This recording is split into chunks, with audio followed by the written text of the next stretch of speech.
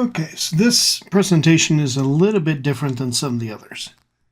The biggest one I wanted to mention is that truth is not what the output is of the tools.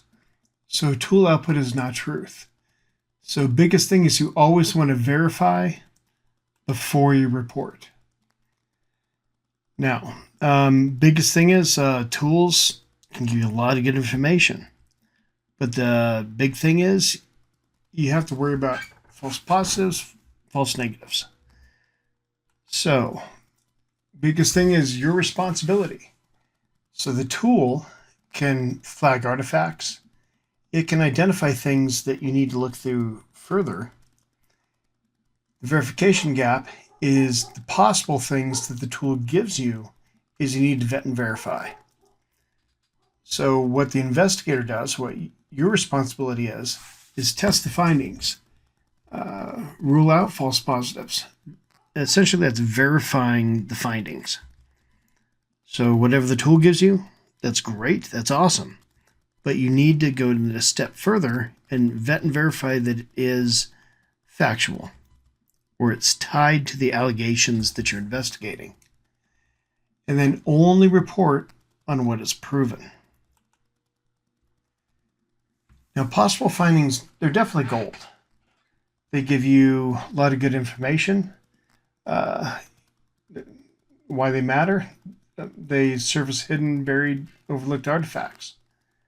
They can help you prioritize certain things to look at first. They can find things you will probably miss during a real investigation without the tools. And they expand on what human investigators can realistically see. Possibility of findings is not a conclusion. It is an opportunity to verify. And that's the biggest thing you want to take from this.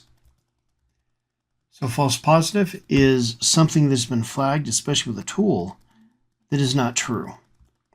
It's not related to the investigation.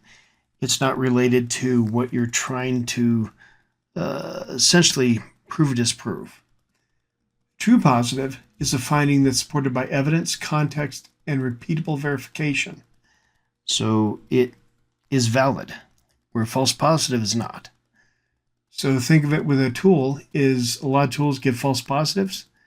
You're vetting and verifying to make sure it is a false or a true positive. Now with the verification workflow, the biggest thing is you need to identify. That's where the tools come in. You identify, you preserve the content, you test and verify it, corroborate to verify it's real. At that point, you can, once it's been vetted and validated as an actual true positive, you can classify it and then document it. So each one of these steps must answer one question, and is, can this finding survive review? Now the confidence ladder. If a tool comes up with something, it's definitely possible. Now, when you look at it, again, it could be connected to a completely different individual or different business, different organization. This is where it comes to be false positive. So then you need to figure out if it's plausible. And this is where context matters. Context makes sense. Document is a lead. Then you vet and verify. Other evidence supports it. Move towards findings. And then once you verify it, then you can mark it and then move forward to the investigation. So report what you can prove and only what you can prove. If it's false positive, that can be pretty damaging during an investigation. So risk reporting is the user deleted evidence. The account belongs to a suspect. The file proves malicious intent. The tool found contraband. Realistically, the defensible side is the artifact was observed. The finding is consistent with, further corroboration is required, and the evidence supports but does not independently prove. Those are the language changes or evolutions that you need to go through. So again, never focus on what the tool tells you. It's all about this is what is seen, this is what's observed. And then you go the next step to try to vet and verify. So within the CSI CMS, it supports verification. So it ties in with the case, tie findings to allegations, scope, and activity case. Once you've identified that, you can pull it into evidence, and then you can remove it if it is a false positive.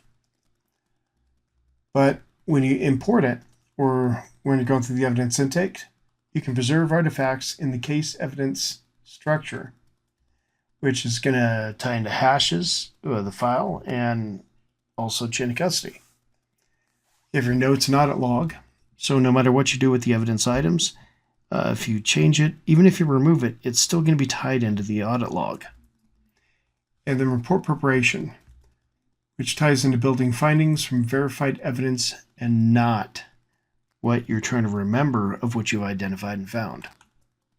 So with a simple training scenario, think of tool alert, possible deletion of an active evidence.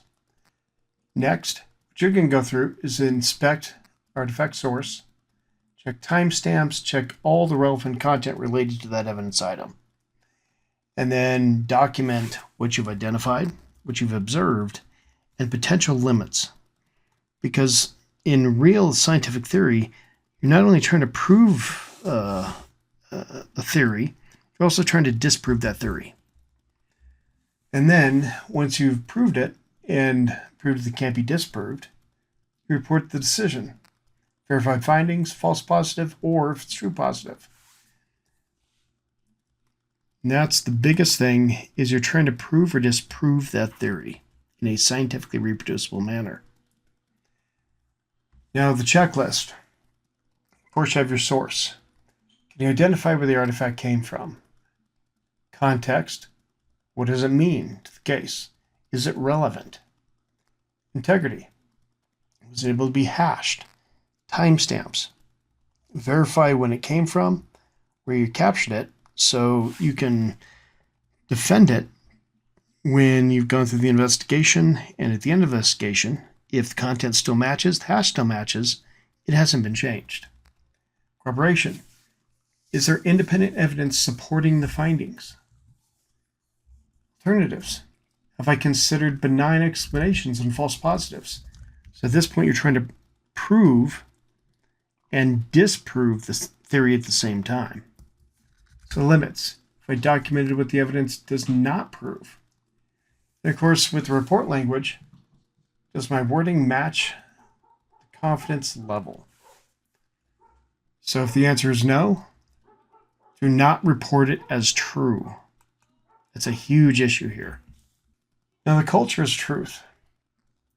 Here it says best investigators are not trying to prove theory, they're trying to find the truth. I preserve truth above all. So the biggest thing is you're always trying to vet, get rid of the false positives. Always have something that vets and verifies that it is a true positive. Have some sort of corroborating evidence, something that you can essentially tie the activity to what you're trying to prove or disprove. So again, with scientific theory, you're trying to prove a theory, but then you're also trying to disprove that same theory. If you can prove it but can't disprove it, it makes it more reliable. It makes it more trustworthy. And the biggest thing is always verify, document, and report. The investigator's duty is not to make the tool look right. The duty is to verify the findings, document the reasoning, and report only what the evidence supports. So the biggest item here is build investigations that survive review. So again, I can't stress this enough. You always want to prove and disprove the theory. So try to prove it. Is it viable? Then also try to disprove it. Are there weaknesses in it? So you always try to identify what's the opposing side's also going to fight. So biggest thing, any evidence that you find, any tool output that you have, you always want to vet and verify.